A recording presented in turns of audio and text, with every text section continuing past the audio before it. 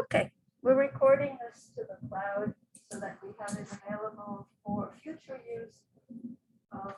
Dr. O'Neill is actually putting together a very fancy looking YouTube channel with all of our videos so that we can use them in the future or for people who just couldn't make it this afternoon. But I want to thank you for being here.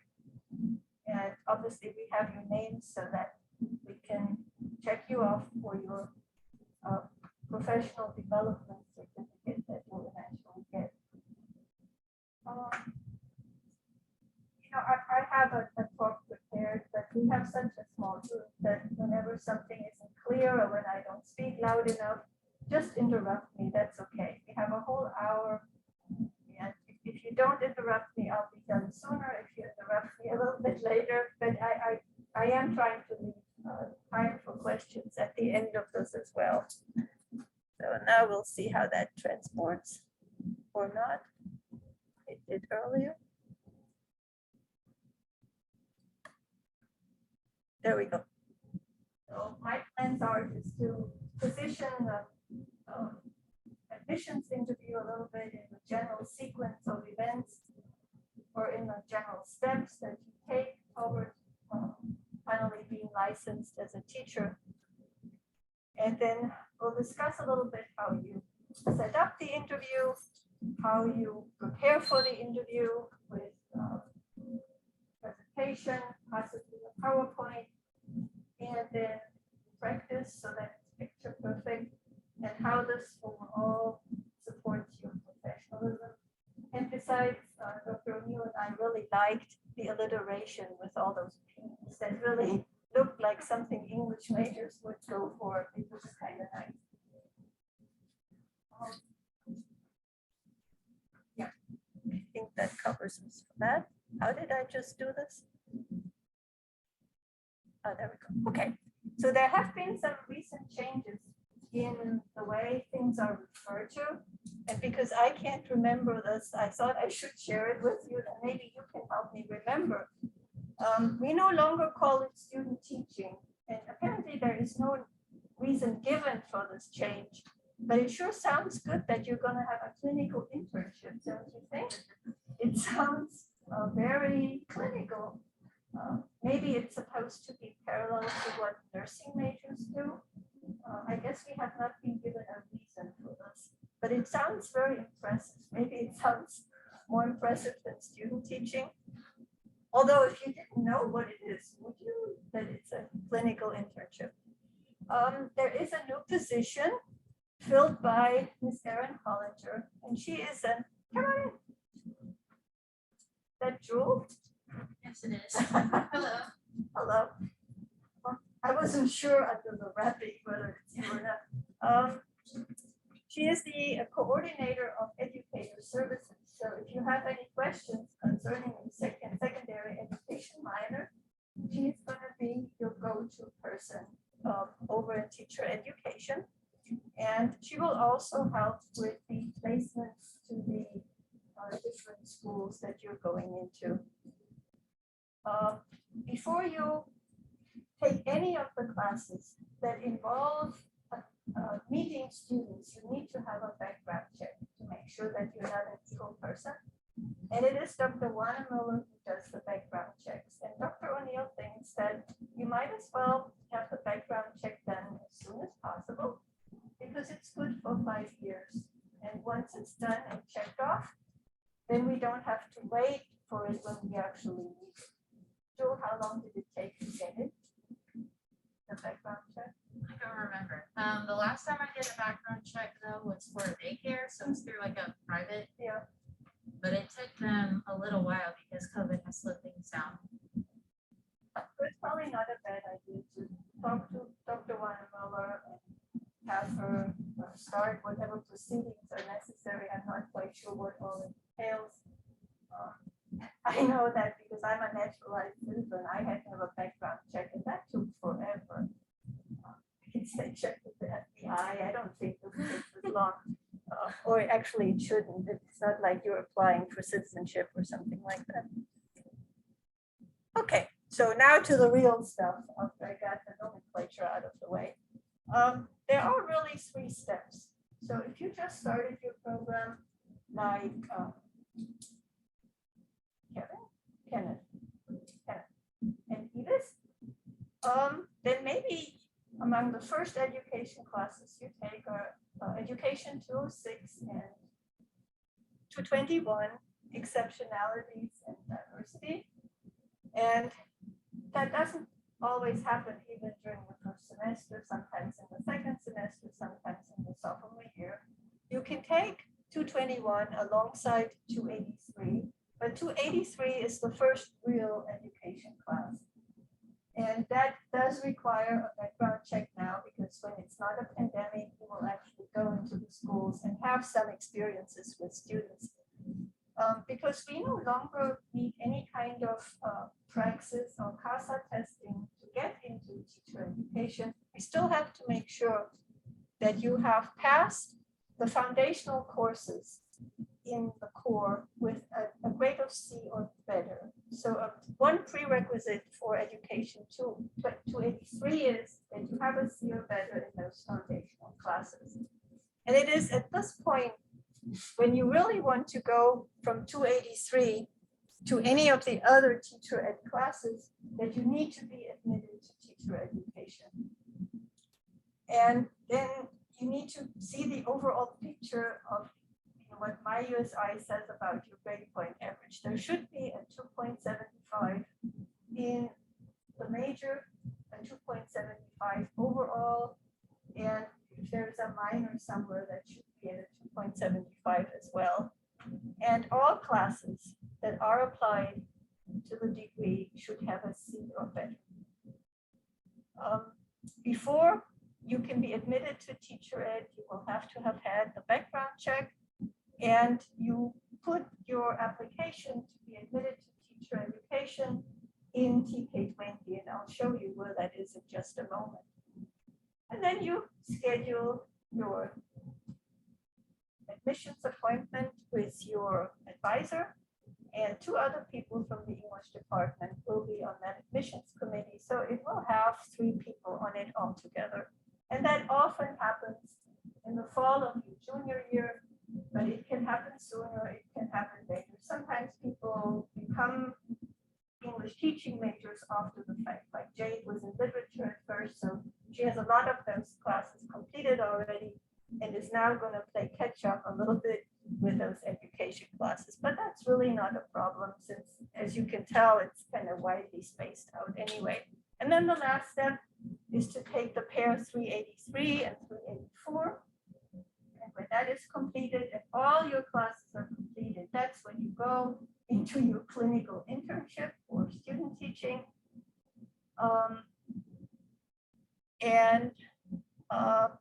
The application to do the student teaching should really be completed a year before the student teaching happens.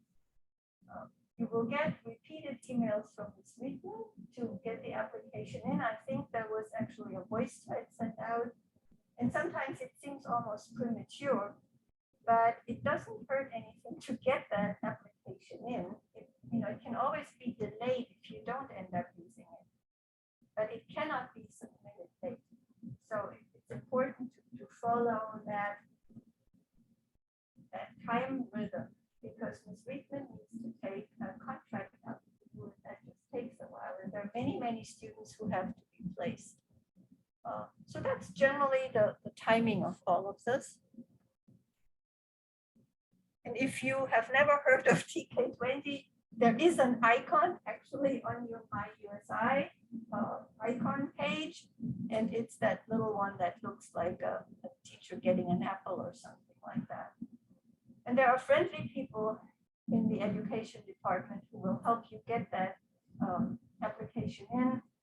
Ms. Moore is very helpful, and Ms. Hollinger will be helpful as well. But it's not that complicated. Only from our end, we can't do it because we don't have access to that screen. But it's really just a matter of filling the right slots, and then you can recycle some of the information you have in your teaching philosophy into that little essay that's part of the application for admission. You may want to advise her to do some proofreading on that, because that's going out into the school corporation.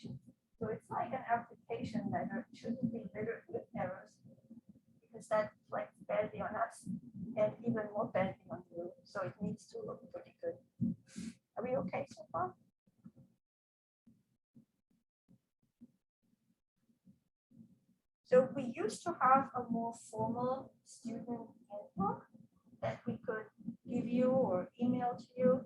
Now it looks a little bit more like a set of guidelines, but they're still very helpful. And if you put your email down today, then I will later on just email the PDF to you. It has a checklist for what advisor and student need to do before scheduling all this interviewing business. It discusses the three parts of the interviewing process. There is a copy of the rubric, and I think that might be helpful to you to see how we judge you while you're being interviewed so that you know what we look for and you can prepare for that. And there are some sample teaching philosophies and sample interview questions. So altogether, that may really be a good set of guidelines for you. So the first part of these three parts that we're preparing for when we prepare the interview is the teaching philosophy. And those of you who've been here for Professor Shen's presentation, you know all about that teaching philosophy. So I really don't have to say anything about it. If you missed the presentation, as I said earlier, Dr. O'Neill is putting together a YouTube channel with our presentation, so you will eventually have access to that.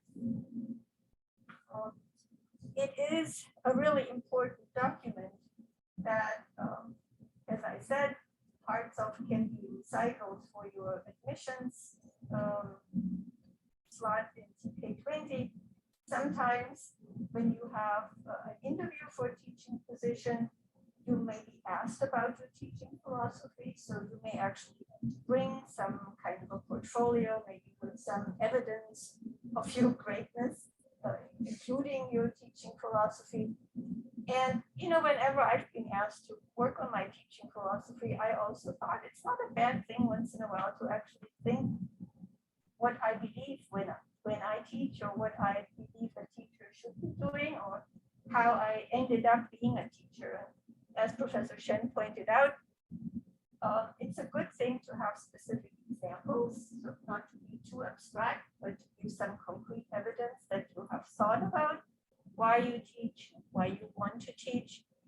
Most likely, if you've taken English 10 or English 444 as part of those courses, you may also have a handy teaching philosophy lying around. It depends on the flow of your course schedule. In some instances, people have their admissions interviews before they get to those classes, so they haven't worked on a teaching philosophy. In other instances, they have multiple teaching philosophies, but they haven't been admitted to teacher ed yet. This teaching philosophy goes to your committee before the interview, and obviously, you could always speak with your advisor and get feedback. That's at least what my advisees usually do. They show me a draft and give feedback, we talk about it, and then when it's ready, student distributes it to the committee, or when we actually meet in person, we put copies of it in the committee's mailbox. So I think we're good for the philosophy part. So the next thing to worry about is the presentation. And most people are now using a PowerPoint presentation, but that's not a must. I mean, that's optional. It could be a poster board presentation if you're just a really hands-on person and you hate PowerPoint slides. Maybe you just want to do a traditional poster board. There's nothing wrong with that. In this room a few years ago, what was his name? Cody, who wasn't really into preparing things very thoroughly, just made a sketch outline on the whiteboard. He asked us for some colorful markers, and that did the job too. We still passed. Right? So if you just hate PowerPoint presentations, don't feel compelled that you have to have a PowerPoint presentation. So technology is optional. So are these not conducted in person? The last set I was a part of were done over Zoom. I don't know if you'll ask, which I would prefer. So I think you can do either right now. I've already done it. I was just curious because we did mine over Zoom. I don't, this semester, I don't have any students coming up, so I don't know. I mean, we're here in person, so I think we could do it in person. There would just be 4 people present. So I don't think that would be any more dangerous than in a classroom. Sometimes it's just awfully convenient when people live an hour away. They just zoom it in. The Zooming probably has the great advantage that we only see half of you, and you see half of us. And we also don't see how many notes you have strewn around you that you are relying on. So there were distinct advantages to a Zoom interview. I think a lot of people just like talking around a PowerPoint presentation because it gives you kind of a backbone, something you can look at, something your audience can look at, but it's definitely not a must. So in these 10 to 15 minutes that you will be talking, there are just some basic questions to address. In many ways, you're talking around teaching philosophy. You're elaborating on that. And the big question that always arises in interviews too, why on earth do you want to be a teacher? I mean, this is really not, in many people's eyes, a very desirable profession right now. And if you were a math teacher or a biology teacher, we could understand why you want to be a teacher, but why would you want to be an English teacher? So be prepared to elaborate a little bit on your choice of profession. And then, the next big question is always about strengths and weaknesses. What you see as your big selling points in the classroom. And there's nothing wrong to admitting to weaknesses. We all have weaknesses. Sometimes it's opportune to turn a weakness into a strength. Right? If you are generally a quiet person and your committee knows that, you can admit to being a quiet person, then you can turn it around and say, yeah, I'm really good at listening to my students. And so my quietness is not a weakness at all. I'm one who encourages those who are silent in classes to speak up. Or maybe you are a procrastinator, most people are, and you'll be able to relate to individuals in your class. Or if you're a little obsessive compulsive, if you have a tendency to over prepare, that's also not bad. And you have enough on your first day for the rest of the semester. That's what happened to me when I stepped for the first time into a college classroom. I had enough stuff for at least the first 5 or 6 weeks. I was just so mortally afraid I would run out of things to say. So I came with a big ream of preparations, and then I realized after the first 15, 20 minutes, we're probably not going to do this, but it makes me feel better when I'm prepared. That has never stopped. So that's okay. You just figure out after a while what works and what doesn't work. And there's probably going to be a question too about areas that you feel well prepared for, especially in terms of your content area, writing and reading, and maybe areas where you think you want to work a little harder, maybe get more information about how to put a lesson plan together, or how to maintain discipline in the classroom or something like that. So those would be the big areas to address in the teaching presentation. And the way to address the presentation is really how you would address a lesson or any other presentation. What is my audience like? Who are these 3 individuals on my committee? Often you don't know your advisor as well as your other instructors, but you know which disciplines you had them in, what they have taught you, and you know whatever their little hang-ups are, so you can cater to them. If Hoeness-Krupsaw is on your committee, then you perhaps going to say something about literature teaching and how American literature might figure in your courses, if that's something you'll be teaching in high school. If Dr. Lee is on your committee, then it's going to be something about rhetoric that you should probably talk a little bit more about. If Dr. Shen is on your committee, we know that she likes the theater, so maybe you want to fill in something about that, so that your audience gets a sense of you're really so these presentations also tend to have like a beginning, a middle, and an end. It's something that foreshadows an overall theme. Maybe you have already developed in your teaching philosophy that caring, reaching out to students is one of your main attributes as a teacher, then perhaps even the body of your presentation comes back to that particular thing, and you can conclude on that note too, so that we remember that about teaching. Now, in thinking about, let's say you use a slideshow, for instance. Oops. Now the question is, how do I go back? How do you think I can go back on it? No, this is too far. Oh, there are arrows. Oh, this is too easy, Ellen. Okay. That's part 3. Part 2.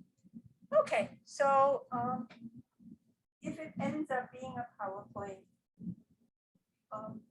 you obviously are going to choose some kind of a theme for your slides. So my somewhat cute theme for today may not quite match the seriousness of the occasion. I needed something for 3:30 p.m. in the afternoon that looks somewhat lively. For your purposes, it doesn't have to be like funereal, but the more sober borders maybe, something a little more toned down. My falling leaves may not be quite the right, but it doesn't have to be overly serious. Now, if I went for a college teaching interview and I had to give a teaching demo, that would be entirely different. I would have to match whatever the particular demo would be about when I would be teaching literary or rhetorical or a writing class or a lit class. Then if I had to give a research demo, that would definitely be serious without the key part altogether. And then, for your presentation, use everything you know about good presentations. You've learned some of this in your communications classes, and more of it often when you take Dr. Mantz's teaching in high school class. These are the same skills that you have been practicing all along. You're just making a presentation about why you want to be a good teacher and what qualifies you to be a teacher and why we should admit you to teacher ed. We treat you like a colleague, and that's probably the big difference between the teacher ed interview and the job interview. We are a captive audience and we love you anyway. So we would not invite you to this interview if we didn't think you're ready. We know how you are in the classroom. We know your grade point average, and if you're even at a point where you will be admitted. So we want to reach out to you and treat you already like one of our colleagues. When you go for a job interview, depending on what the market situation is like, they have many applicants. So they don't necessarily need you as we need you. So they might be more critical of you.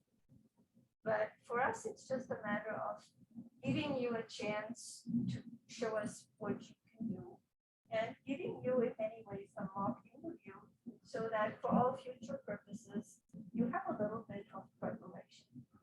What was your interview like, Joel? I think I was even on the committee. I think you were. My interview went pretty well. I had everything like pre-prepared, and we had to do them over Zoom because of COVID. And also, by the way, I thought this was like job teaching interviews. So I guess I'm helpful to be here because I've already gone through all of this. But yeah, my interview went pretty well. I had some professors that I felt like I had good experiences with. I wouldn't necessarily suggest having professors for like classes that you like slacked off or anything like that. You want to have a good relationship with the people in your committee, and you want to express who you are and your personal interests in teaching. And I had a PowerPoint presentation that I screen shared with and talked to everyone through. there weren't very many issues actually with connection or anything that I remember. And yeah, it wasn't, I was intimidated, but they weren't scary. They weren't mean. They were accepting. They shook their heads up and down. And if I said something that like they connected to or they had a further question about, they'd ask it. You know, they're not, it didn't feel like they were like out to get me, like they were mean or scary at all. They just wanted to make sure that I had good intentions going through within the program. And we're actually one of the few programs that conducts this interview. Most really just give you a pass if you have a certain grade point average and completed a certain set of classes. When teacher education came up for review by whatever our accreditation agency is, the history program and the English program were mentioned favorably because we conduct this interview. It puts another level of quality assurance on the program. So it's actually a good thing that you're going through this, even though it may feel a little awkward. So altogether, the interview portion then after your presentation ends is around 20 to 30 minutes, probably depending on the time of day we conduct the interview. If some of us have to go off to class, sometimes curtailed a little bit, and how talkative you are. If you are a quiet person and you give sort of yes and no answers so that don't go anywhere, we're done really quickly, and we may feel a little iffy about you. But if you are like Jewel, somebody who converses with us, this could go for a long time, because then we feel like we're talking to a colleague and we find out a lot of interesting things from you. And some of us are more talkative than others too. So it depends. But 20 to 30 minutes, I think, is the general frame of reference. And as I said earlier, your advisor will be on this team and 2 trusted professors. And it does prove, I think, being useful as well. Like, obviously, it's great for getting into the program, but I think a lot of the questions that they asked me during the interview ended up being questions that when I went to the career fair, principals from schools asked me, and some of them seemed very, very interested in hiring me, but I was not graduated yet, so that wasn't an option. But I felt more prepared for those questions that the principals were asking me because I'd gone through this process and already been asked some of those questions ahead of time, as well as thought through them when I wrote my philosophies. I'm glad you're saying this, so that this process doesn't look like a gigantic waste of time, but it serves a reasonable purpose and a helpful purpose in the overall picture of your program. So as Jewel says, there will be questions, and we have a catalog of typical questions in that PDF I can send you. The listing is not exhaustive, but it's just a sampling. So there could be other questions. And often, you know, depending on how you answer something, that may trigger another way of thinking, or because we know you, we tweak the question to fit whatever you might respond. Or if we know that you were struggling with a concept in a class, we may ask you to elaborate a little bit on something. But there are typical questions. I mean, there are only so many questions that can be easily asked in any interview. They're not allowed in a job interview to ask you about personal things, about your family and your religious beliefs and your children and your pets. So, you know, so there is a limited pool of what one can reasonably expect in a job interview situation. And so it doesn't hurt at all before we have our interview for you to look through the question catalog and think about possible answers so that you're not taken by surprise. You have thought about this. So you look really good when you're in the interview because you can think on your toes. You have an answer ready, and it doesn't have to be candid, written down. You may also prepare just, you know, your big 3, whatever that might be. Some things, if there is a lull in the conversation that you'd like to talk about. So maybe something you have read recently. That's a question that often comes up. And of course, it's good to mention something you read from class, but maybe you read on the side, especially as English teachers, we should probably be reading something, or maybe you're writing something. Maybe that's something you want to have ready, or perhaps another area that you're strong in that you'd like to mention.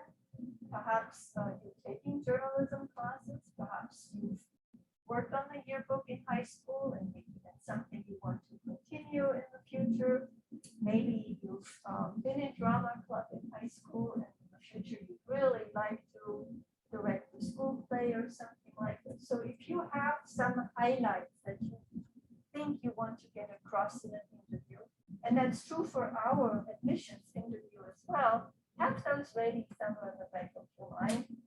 There could also be a moment where somebody says, and do you have questions for us? And of course, there's nothing wrong with saying, no, I'm really good. Can we be done now?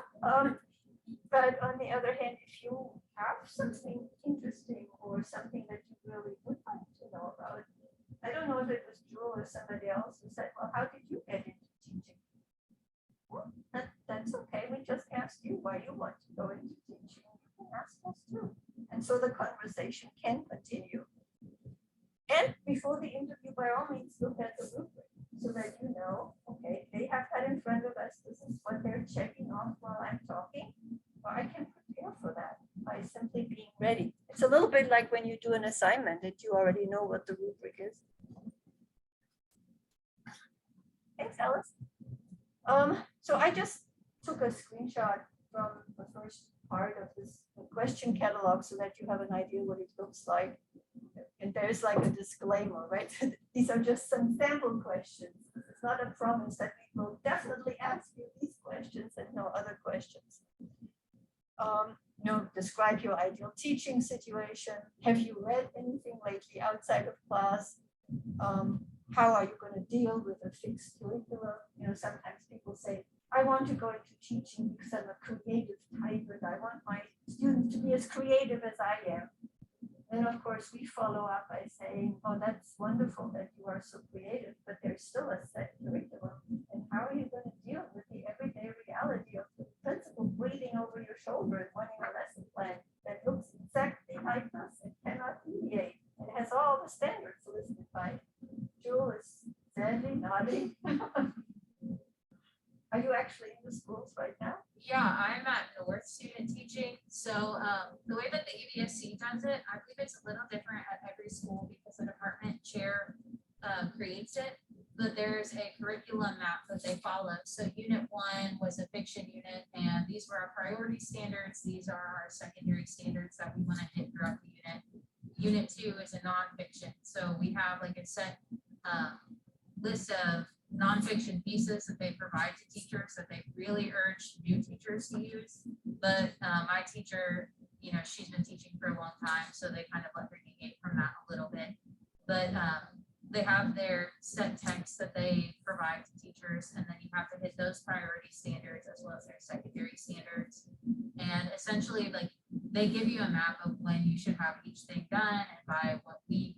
So there is still room for creativity because you are creating your own assignments, but you have to follow the standards that the state wants you to teach so that the students can do well on their standardized tests and other things. So, that would be a good response to how are you going to deal with the set curriculum. Well, within the set patterns, there is room for creativity. It's just like when my English 201 students tell me I can't write a research paper, I'm creative. Well, yeah, you can be creative in a research paper too. That there may be documentation required and it's supposed to be argumentative, but you can still be creative. So there is a free space in all of that. And I think often we ask you too about, coping mechanisms, because teaching can be stressful. It's long days. It's not something you can just walk away from. It's always with you. Because you think about your students, you think about your next preparation. So what do you do to take some of that stress off? You do yoga, you walk your dog, you go for a walk, you have a hobby maybe. I think that's important to prevent burnout. Recently, we've just heard from some of our recent graduates that after a few months, they're finding it's just not for them. So it's something to brace yourself against. Sometimes it's hard because just as you experienced issues as a high school student, the students in your classes will have issues too. Life's not easy, and the pandemic has made life even harder for them. There will be more problems. I make camp visits for the college achievement program. And last year, we did all of it by Zoom. And it was in my visit to Mr. Martin at North High School that I wasn't allowed to see the students because so many had some kind of restriction that there wasn't supposed to be any form of recording or outside visibility. Yeah. So for the student teaching as well, which you guys will get into that later when you begin it, there's a portfolio that you have to make, and I had to record some lessons, and I had to have evidence that students were in the classroom. So I had to send home individual permission slips for their parents to sign, and for the students who did not return them, I had to have them like off camera and have it aimed just at me and like have it tilted so I could see like the 6 students who brought their permission slips in. So, that hadn't even occurred to me that that would be a reason why I couldn't see it. Yeah, but it was kind of awkward. I heard Mr. Martin teaching and I heard the students answering, and I saw the screen he was sharing with me, but I didn't see a class. It's really hard to make a class that way. That tells us something about the situation in other schools.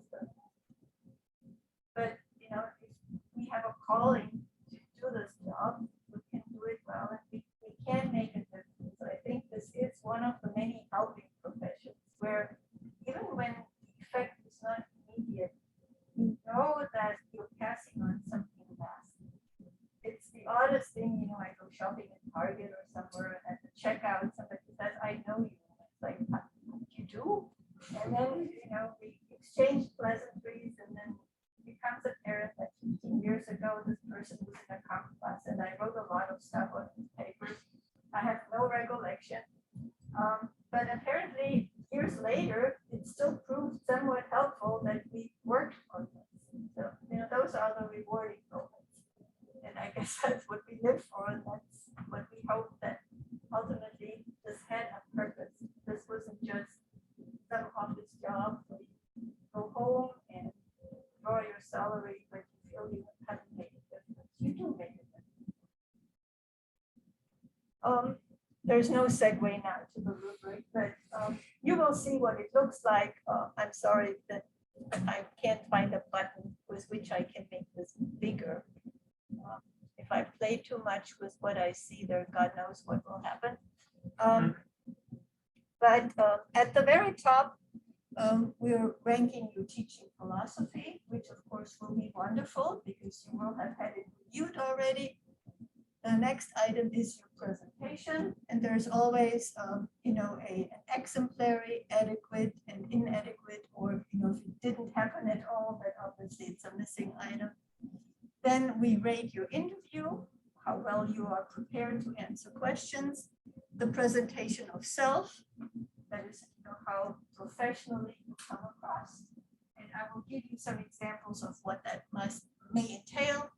And then the last item is leadership skills. And that is something that is obviously part of this rubric because the National Council of Teachers of English requires some sign that you are showing a leadership quality, that you are making an effort to acquire that leadership quality, or are at least aware of ways in which you can do that. And you being here today and working on that certificate is already a step toward getting this checked off. It feels a little artificial because there aren't that many ways in which you can acquire some form of leadership. But some of you are members of Sigma Tau Delta, our honor society. You're holding office. There are similar opportunities in the Department of Education. Some of you do outreach in the community with the YMCA and after-school programs. That's definitely a professionalized thing. Sometimes I am on interview committees or even talking to my advisees. I'm finding that they have little interest in children or have no experience with children. And that is a gap that you can easily fill by doing something at the Y or in an after-school program so that the question doesn't arise eventually, why do you want to work with children? Do you have any experience? Do you just like them at a distance? distance? Or do anything close up with them? Rachel? I was gonna say, if any of you qualify for work study, you should go talk to the education department. They have a job that I did called America Reads, where you're technically a tutor, but they put you in one of the local schools. So I went to Perry Heights right here down the road and it pays 15 an hour. And you get education experience. Yeah. I don't know if they're doing it due to COVID. I had to stop and I worked at a daycare to kind of fill me out. But if that opportunity is a thing again, you should look into it. Yeah, and the way COVID is developing here, I would say, even if they stopped it, they will probably be. That's a very good point. And it will make you feel more at ease too when you step into your first classroom because you already have that experience. And you won't feel like I did when I stepped into my first college class. It was like, will I faint or will I actually survive it? Obviously, I survived it. So, if I survived it, you can survive it too. And I think preparation, at least for me, was always the key. I get more nervous when I'm not prepared. So as long as I know that I can show the time that I have done my preparing job, I'm not so nervous. Part of it for the interview is having gone over the rubric maybe and thought about ways in which you can present yourself professionally. So preparation, having practice, and then looking the part too. Obviously, a job interview or our admissions interview is not the occasion like a party. And so party attire wouldn't be good. If those of you who go to church, perhaps church clothes are good. They're just the right kind of conservative. And like I was joking earlier, there is something to be said for being comfortable. So, that's not the day to wear the shoes that really hurt you or that you can't walk in. Or putting something really scratchy on and the whole time during the interview, you really just want to scratch. That also makes you look kind of itchy and nervous. So comfortable, but good looking clothes. Let's see what that might look like. So I think definitely for our interview, a kind of smart casual is totally okay. And if we're doing a Zoom, then the bottom really doesn't matter at all. It's just the top. When you go for an interview in a school, I think it's more the business casual. And since that usually involves perhaps acquiring a new clothing item, consider Archie's Closet. Some people on campus are donating well-preserved but no longer fitting items to Archie's Closet. So you can go look, see if there is something suitable that fits you. Additionally, there is a little shop. You have to go into the education department and go into their office. And you can ask the front desk. There's a storage closet of professional clothing. They sell $1 per item. That's perfect. Thanks for pointing that out. I didn't know that. You are a fountain of information. Thanks for being here. See, those are the things that if you come to workshops, you find out. And that can save a lot of money for something that you may not wear all the time. But for gentlemen, a pair of slacks. They don't have to be fancy at all, but blue jeans just don't really look quite right. And probably sneakers aren't the best kinds of shoes either. Although some nice looking sneakers like a black or a gray sneaker might actually work, right? Only your Air Nikes, white and red might not be the top shoes.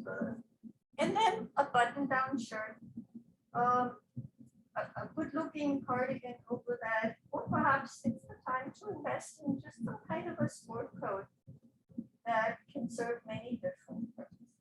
Tie is definitely not needed, neither for us here nor for an interview in a school. For us women, I would say pants are totally fine, a pair of chinos, just slacks other than blue jeans, again a button-down shirt, and a jacket would be good, or a cardigan, unless you really get sweaty and itchy underneath it. The open-toed shoes in the image, I don't know, some school corporations have a thing about open-toed shoes. But, you know, any pair of shoes will do that goes with your pants or your skirt. If you're going for the skirt, don't make it too short, right? You don't want it riding up while you're sitting. That's the thing about skirts.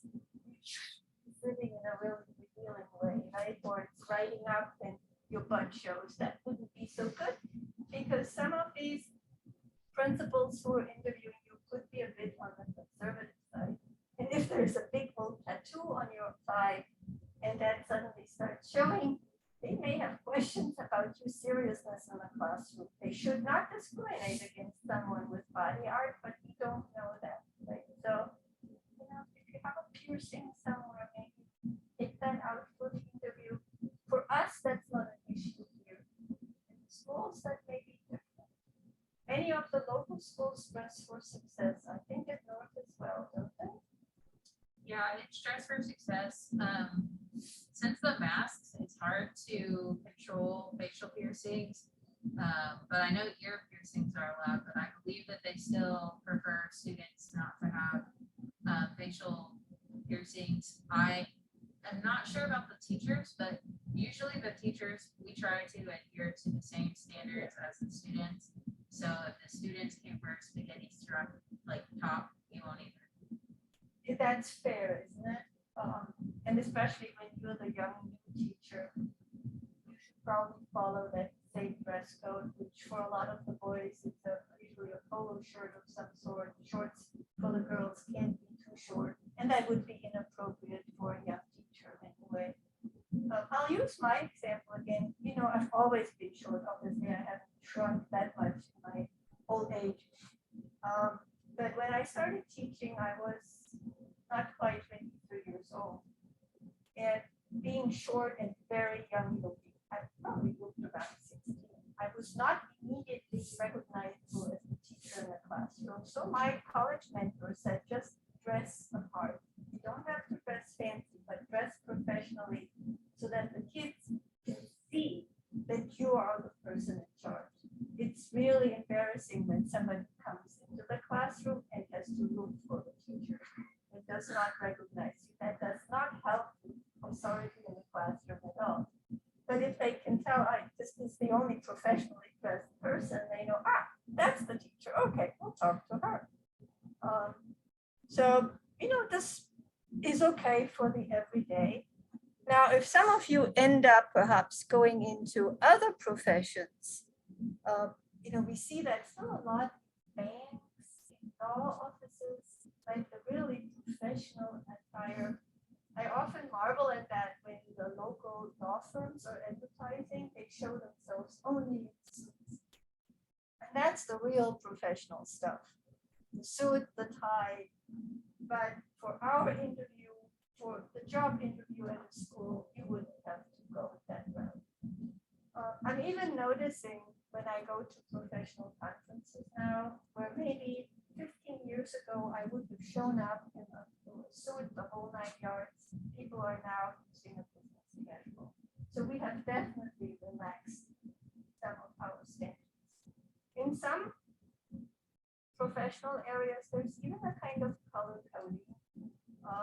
My pink and brown is already a little bit on the light side for people in my profession. When I'll be at the MLA convention next January, they're all in black. So you are right there with the black.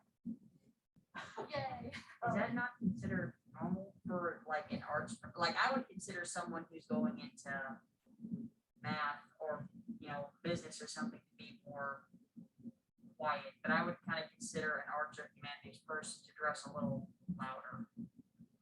I haven't been to an NCTE conference in a while, but this was super cute. At the National Convention of Teachers of English, you could actually tell visually the type of teacher you were looking at. Elementary and middle school, very colorful, and then the college, the late high school and college types, much quieter and much darker colors. And then the elementary and middle school people with big bags, getting everything from the publishers they could get for their classrooms, and the college types, of course, with briefcase and looking very stupid. You could write a paper just about the appearance of people, how it's coded still. So, you know, when you walk downtown over lunch, you can tell who comes from a law office or a bank, definitely white collar office job, and who is perhaps more secretarial or in an office area where business casual is okay. So, you know, in this particular item, they even itemize what kinds of pants you would be wearing. Maybe that's going a little far. And I think, whoopsie. Yeah, my suggested timeline, that's really my conclusion. I would say if you're just starting up with 206 and 221, you have some time to file the information away for future use. If you are in 283 right now, this is definitely a good time to talk to your advisor about scheduling the appointment. We are trying to do all of the interviews at the same time, just shortly before or during pre-registration, so that you have the acceptance memo ready. And maybe start drafting teaching philosophy so that this is creeping up on you. Get your background check done, and you know, start rehearsing. Get feedback on the teaching philosophy. Start rehearsing interview answers, and then comfortably go into your interview because you can ace it. You have all the tools. You know how to prepare. You know how to present. You are an English major. You know how to use words and how to communicate, and that's ultimately all it takes. You know that we want to talk to you. Okay. Two things. You mentioned volunteering. Is there a set number of volunteer hours we are required to have? No, you're not required to do this at all. And as well, if we are getting ready for our teaching interview and all that stuff, would our advisor have a paper list of the stuff we need to do it, therefore, like the rubrics? I will be sending you the PDF that Dr. O'Neill has made available. I don't know that all of the advisors have that PDF, so you will have. He has recently updated it, so it's just beginning to circulate. So you'll be at the top of my list. I will do this right away when I get back to my office. I guess Joel doesn't need it anymore. You've got it all. If you have questions for me. What happens after the interview? We confer briefly, and then we let you know the results. If it didn't go well after 3 weeks, do it. So you know that's even better than a job interview where maybe you have just one shot at it, you can practice again. But that happens rarely. Usually it's all well, and we'll give you a copy of acceptance memo so that you can take that to teacher ed to deposit there, and the advisor clicks off the right things on TK20 so that your material gets processed. Usually within 10 days or 2 weeks, teacher education does the processing. You're admitted to teacher ed. That's all that happens. It's not that.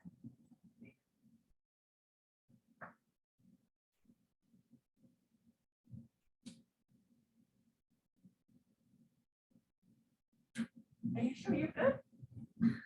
You were such good kids, you get it too.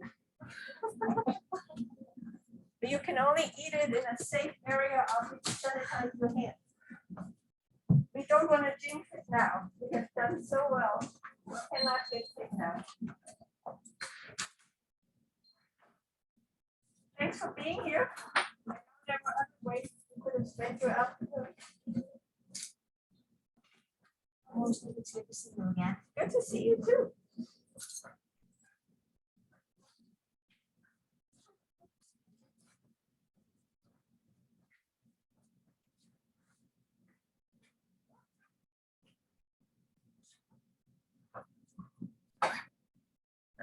Okay.